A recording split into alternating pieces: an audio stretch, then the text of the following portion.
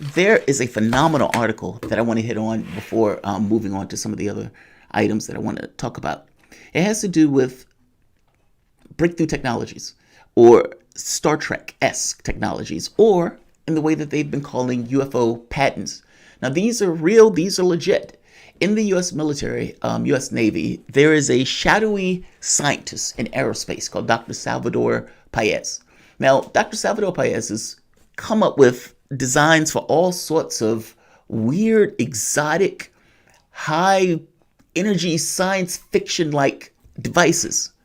But this is not just conceptual. These devices have actually been tested, meaning the US military or the Navy took them so seriously as to build the devices that we're talking about in order to, or let's say build test cases for the device to test the various effects that the devices claim to allow. Now, this gets into weird physics, so much so that some of the devices are talking about rewriting the fabric of space-time itself. One of the weapons was described as making the nuclear bomb look like a firecracker, basically a space-time modification weapon.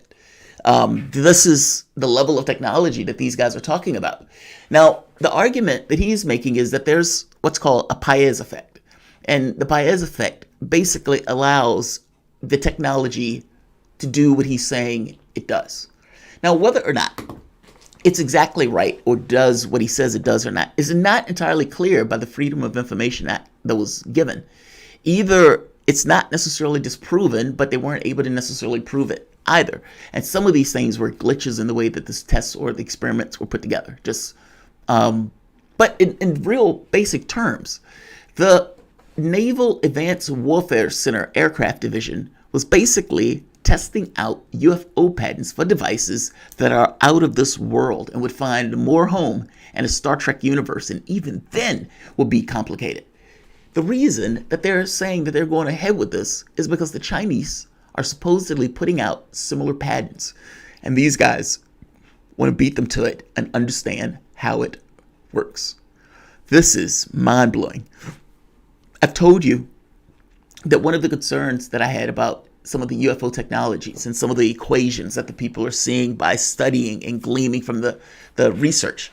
Because remember, the UFO thing, the ATIP program went on for several years.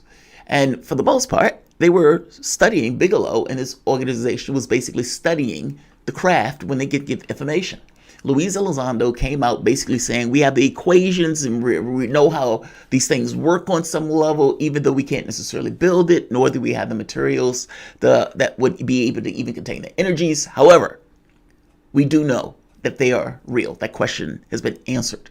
And we have some level understanding of the physics that's involved in allowing the craft to propel them in the way that it propels them.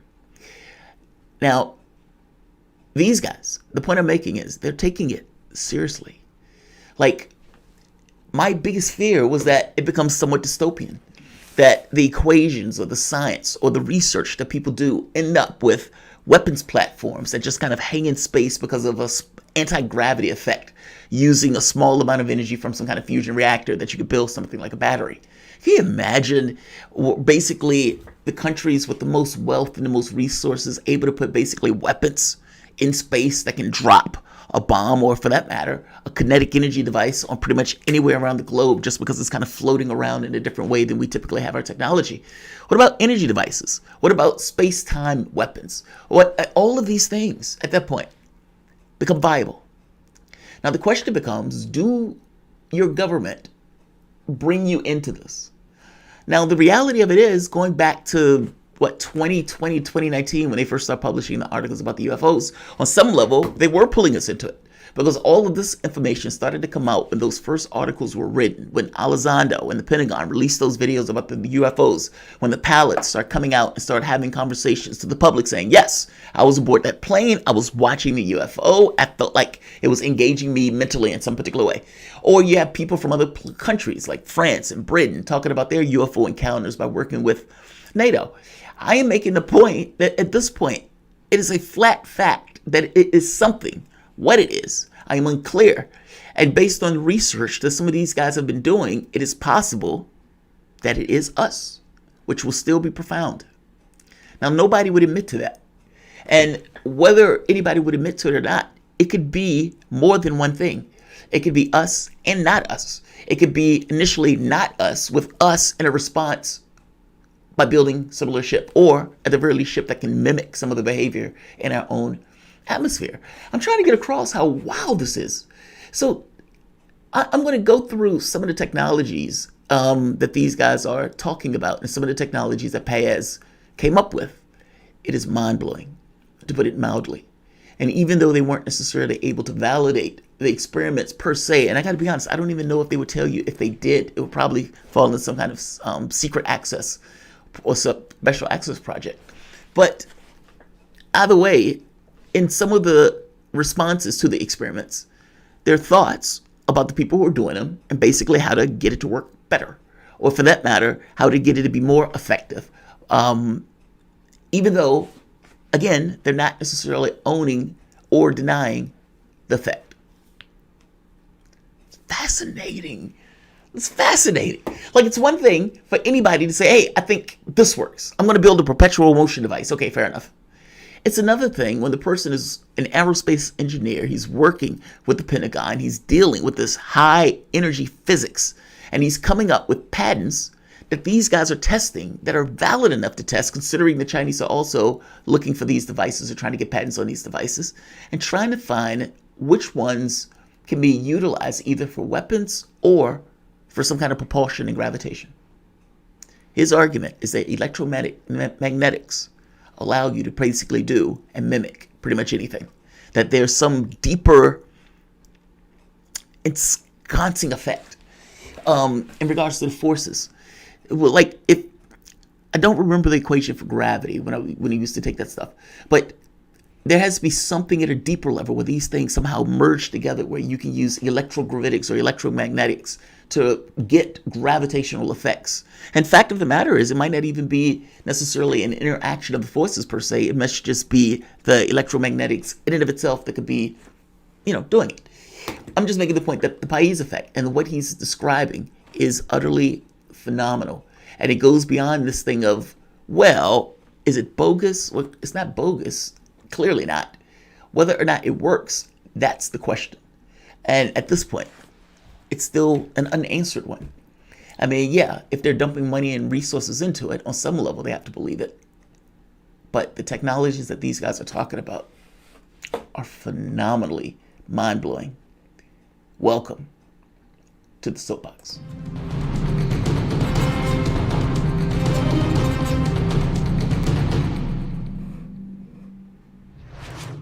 My name is Jamarl Thomas. This is the Progressive Soapbox.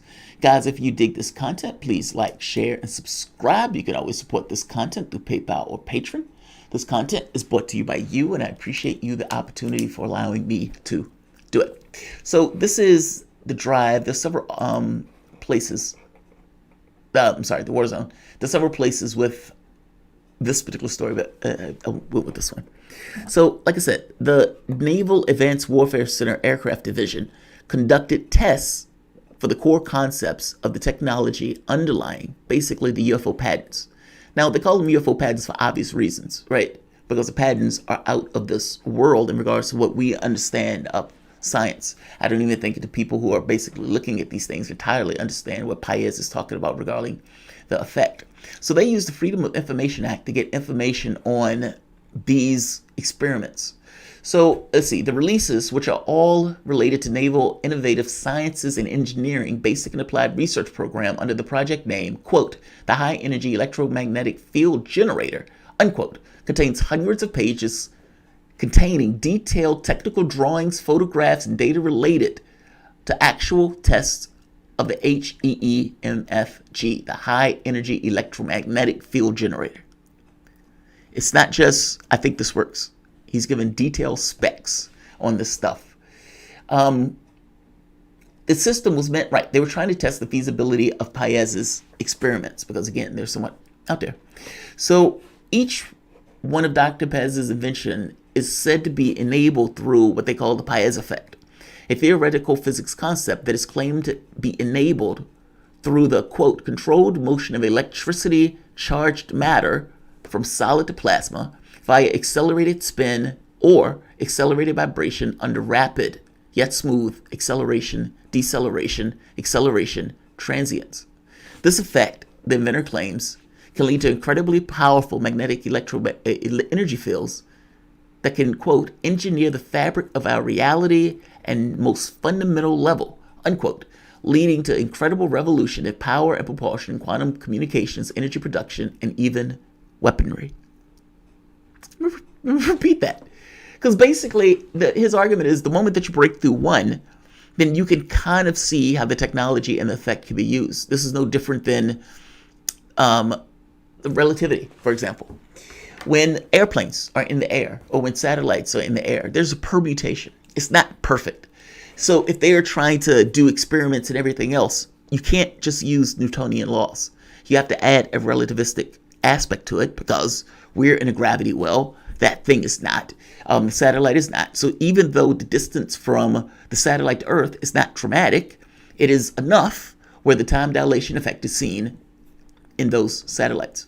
For that matter, the same time dilation effect is seen on airplanes. Granted, it takes longer for the effect to show itself, but you put an atomic clock on an airplane, you put one on the ground, there's a difference in time on those two items. So it's not insane. We use all sorts of technology in order to mimic or take advantage of physical factors of our world. Consider airplanes. An airplane goes into the air. What is it doing? It's, thousands of pounds. And yet it glides through the air as if by magic because we're able to exploit this kind of air pressure dynamic above and under the wing to dramatic effect. Same thing is true about, electromagnetics. Same thing is true about cars in regards to the combustion. All of this stuff, all of our world around us is just an exploitation of various physical factors that we can basically use human intellect and technology to find a way to make a condition better. Or, in our case on this planet, to get more profit and resources. I'm making the point that the exploitation of a physical factor is the way we go about things in general. And so if Pais is basically saying, look, I've discovered this force and this particular effect, well, I'm not going to say force, I've discovered this effect and this effect allows this, and this is what it means, meaning electromagnetics at such an extremely high point. And when you get to that number or those levels, all sorts of effects become possible. The inventor claims led to incredibly powerful electromagnetic fields that can engineer the fabric of our reality at the most fundamental level, leading to incredible revolutions in power, propulsion, quantum communications, energy production, and even weaponry. The quantum communication thing is phenomenal to me. Think about what that means. You are on Earth, and you have somebody, let's say, on Mars. Maybe they're even going to Jupiter. You need to send them a message, and you need to be able to communicate with those people far, far, far away. Now, light only travels, 300 meters per second squared. So it's not a situation where you could basically rely on that to get to them. Light even takes 8 minutes just to get from the sun to here. The sun could blow up right now because some alien race tried to snuff out Earth, and we would not know it for 8 minutes after. The time dilation effect. The speed of light is monstrously fast. And I would imagine from the point of view of the speed of light, everything is standing still. By the same token, the distances of space are so huge. And because they're so huge, the difficulty in trying to communicate from point A to point B becomes overwhelming to the point where people have to wait so much time. What happens if you can teleport a message? Now, what I mean by that is if I have an entangled particle and I send that entangled particle across the reaches of space. Let's say I send it to the end of the universe. If I change one aspect of the entangled particle on my side, the other side changes automatically. Basically, the spin on those two things are conserved. And so this seems, Einstein called it spooky action at a distance. That basically the capacity to change something without anything changing in the intervening space between it, and yet the other thing changes. And this has been proven multiple times. Now, what if you can use that effect and exploit that effect for communications? Well, he's basically arguing that the Pais effect basically allows us to even exploit quantum communications in that way. I told you, this is some Star Trek stuff. When Star Trek wants to open up a conversation with somebody who's far away, what does he do? They open up basically a what do they call it? Subspace. Maybe it's something like this. I mean, I'm just saying, this is Star Trek-esque technology. The latest internal documents the war zone obtained through the Freedom of Information Act shows that the NAWCAD felt the technology was of sufficient importance, right? National security of importance is leading the generation of thermonuclear fusion ignition energy with commercial as well as military application potential, ensuring energy dominance. Basically, it's a national emergency. If other countries are able to get this technology before we get this technology, what does that mean? It gives a country a particular advantage. So you can understand why the US is testing the technologies to ensure that they work. Think back for a moment to remote viewing. Back in the old days, there was a thought that the Russians were working on remote viewing. Basically, that these guys were mystics in some respect, and that the United States needed to evaluate whether or not remote viewing, there was a there to it. So they went looking for people who survived situations that they probably shouldn't have, or situations where people, let's say, exceeded their luck. The thought being that those people have a gift of something, even if those people are unaware of it. And the thought was, we're going to put these people in a room and we're going to tell them to think of whatever. We're going to give them an envelope and we're just going to put a number on the envelope. But at the end of the day, that person is supposed to retrieve information without going to that particular location, but going there in their mind. And what they found out was, this works. There's a there. It's not a perfect process. Your rational mind tries to continuously break in regards to giving you information that you clearly don't necessarily have. But your physical system gets entrenched in that stuff. You start tasting like metal or feeling like the breeze or have this awareness of stuff that takes place. Even though you're not there, you can't even read what's in the envelope, because if you could, your rational mind would jump in and start screwing with you. Now, when they realize that, oh my God, there's a there, at that point, it's like, all right, how do we block this? How do we deal with this? How do we mitigate this? Et cetera, et cetera, et cetera. The moment that one country does something, the other country joins in order to balance the scales. If I put a weapon in space, China has to put a weapon in space, India has to put a weapon in space, Russia has to put a weapon in space. If one does it, the other one has to do it just to keep this kind of balance. So, from their standpoint, this is national security. Terrifying, but nevertheless, that's where we are. So, let's see. They were designing these various technical papers. All right, so the device tested appears to be a benchtop version of Pais HEEMP-FG concept, or perhaps the multiple version of the same idea. The device used spinning capacitors to demonstrate the experimental feasibility of achieving high electromagnetic field energy flux values toward the design of advanced high energy density, high-powered propulsion systems. And I assume that's this. It's not fancy because at this point they're just trying to test the concept. In one of the strange sections describing test results, investigators report that technicians felt a strange sensation on their skin as they approached the test article. Although there are plenty of possible explanations for that. At this point, they're just, they're not sure. One of the most bizarre documents in the release, a side deck marked the official use only, described the Pais plasma compression fusion device patent could be used to design a terrifying surrounding new form of weaponry known as Spacetime modification weapons. Basically, this device, if this works in the way that Pais or Salvador Pais is talking about, could basically rewrite the fabric of space as a weapon. Think about that. It's like the level of technology at this point is just so wild and it's so extreme. What does that mean if a country goes rogue with technology like this? If you have a bomb that goes off larger than a nuclear bomb. Now, keep in mind, one of the things that the Nazis had to contend with was when they were trying to build a nuclear bomb was whether or not it would destroy Earth. That was up for debate.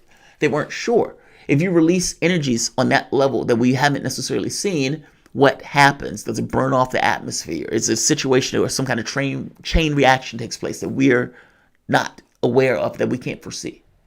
Well, what does that look like with a rogue element, with a weapon that can rewrite the fabric of time or space-time itself? These things are so extreme.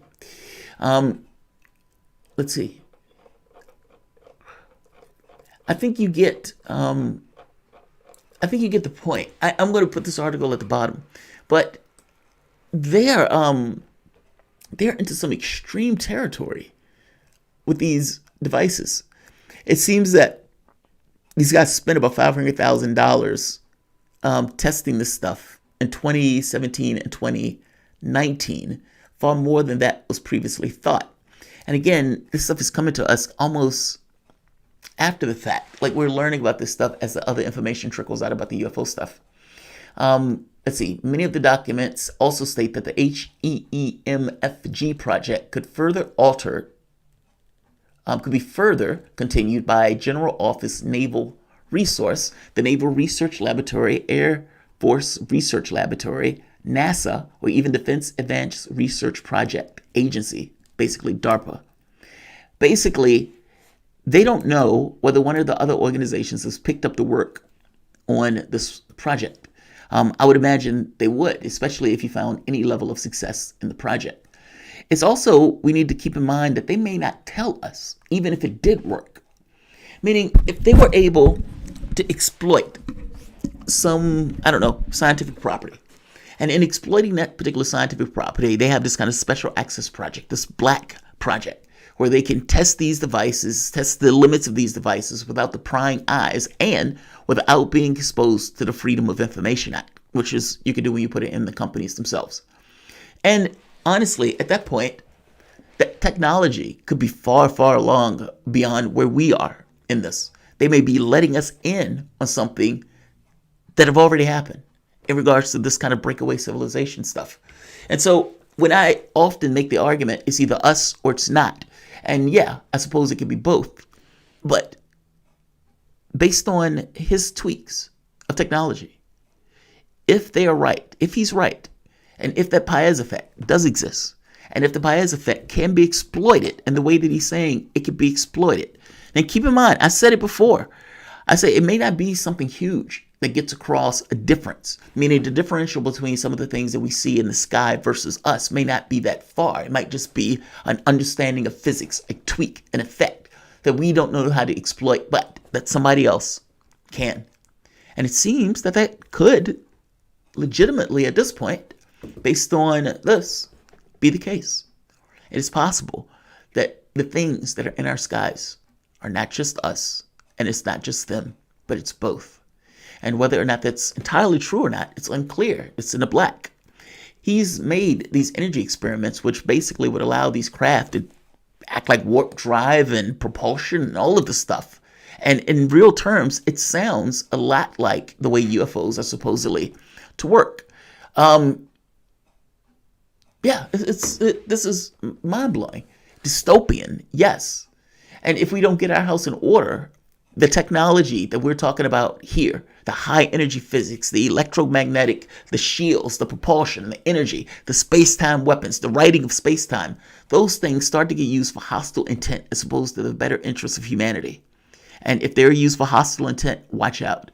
Because if these weapons are to the degree that these guys saying they are, any war between any peer nation at that point destroys the world, if this is basically what we're fighting on. Mind you, they're saying it makes nuclear weapons look like firecrackers. And the nuclear war itself would be basically the end of all things. So if this is right, and if this is true, somebody else is studying. And if they are, the question becomes, how much do you let the public know? When do you let the public in? Do you give the public a heads up that stuff is upstairs, potentially you? Like, what do you give in regards to the public information? And do you let the public say, yes, these energy systems work exactly the way he says? I mean, in some of the projects, they didn't even do the projects exactly the way he said do the project. So it's like, I do a project and I get something wrong in the project. I know I got something wrong in the project, and I'm going to write it after the fact, say, hey, maybe this could be improved by doing blah, blah, blah, blah, blah, if we just follow the instructions. So it's unclear. I don't know. I would say, though, this is utterly mind-blowing and phenomenal if these things are true. And if it's right, meaning if the technology is there, if that Pais effect is there, we are in a new age. We will be in a new age. And unfortunately, we as individuals have not changed in the previous ages that we've been in. Meaning our technology has gone wildly beyond our kind of social interaction and social cohesion. And that seems to be a recipe for utter disaster. I'll end it here. I'm going to say like, I'm going to say share, and I'm going to say subscribe. Thanks all.